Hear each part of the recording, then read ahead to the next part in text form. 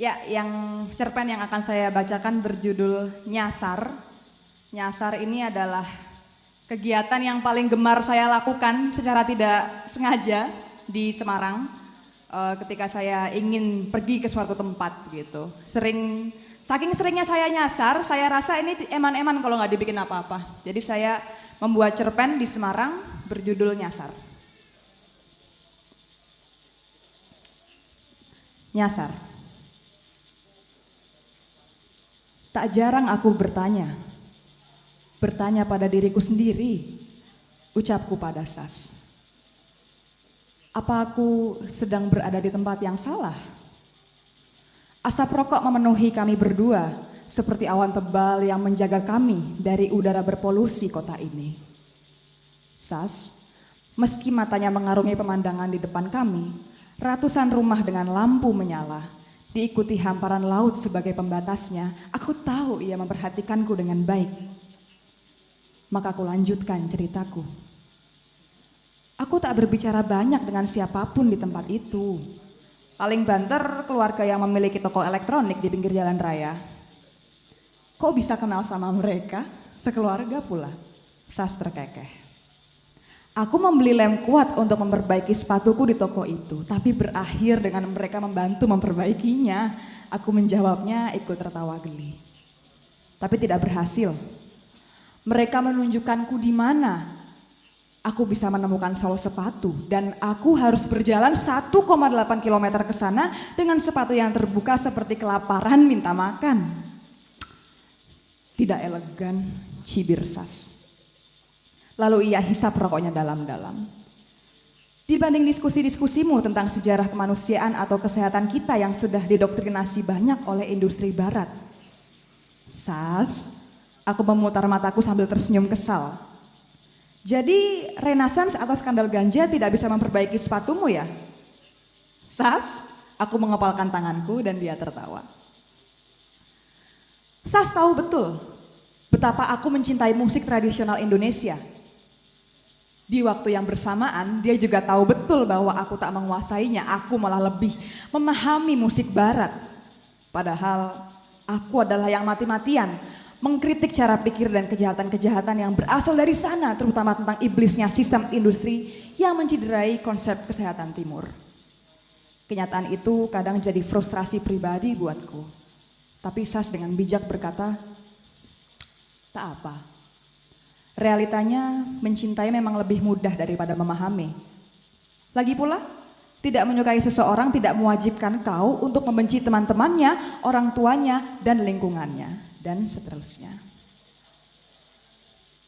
Sas, aku menggeleng-gelengkan kepala pelan sembari tersenyum kecil.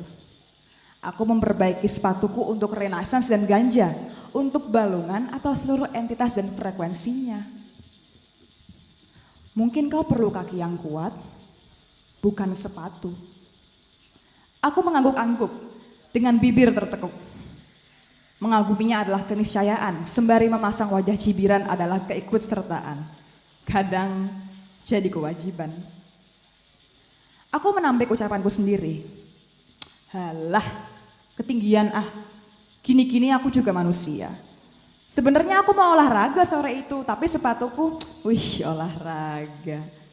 Tiba-tiba Sas memotong ucapanku.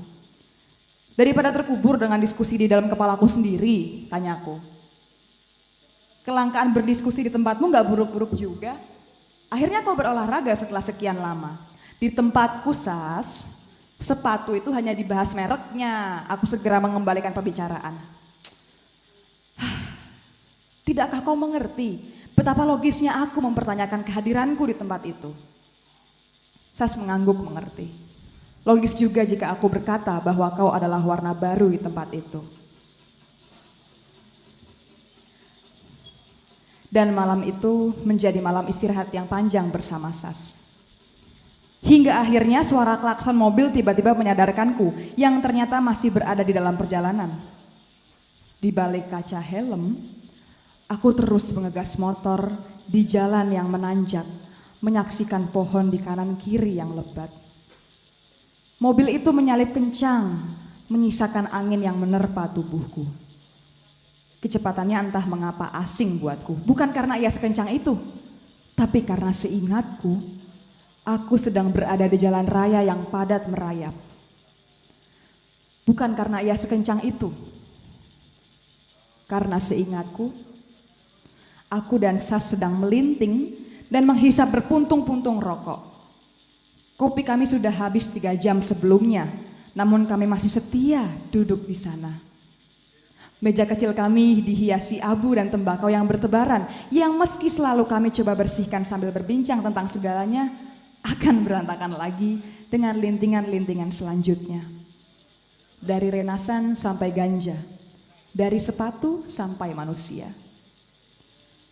Karena seingatku, aku tak ada di sini. Tapi aku tak ingat bagaimana aku bisa ada di sini. Aku tak mengingat mulutku yang mungkin berkata sampai jumpa lagi. Aku tak mengingat suara Sas yang mungkin berkata hati-hati. Atau pelukan hangat untuk memberi jeda pertemuan kami. Sas, aku sepertinya tersesat. Seandainya baterai HP-ku masih tersisa, aku akan bertanya Google Maps di mana aku berada. Ujarku pelan. Mataku mencari apapun yang bisa mengabarkan lokasiku sekarang. Tapi jalan semakin terasa asing dan panjang. Sas, aku nyasar. Ujarku lagi, tertawa sendiri. Seandainya aku sedang bersamamu, aku yang akan memelukmu dari belakang dan menikmati perjalanan. Kita sengaja melupakan jalan pulang, toh kita biasa membaca bintang. Lagi pula, dimanapun kita bersama, disitulah rumah kita berada.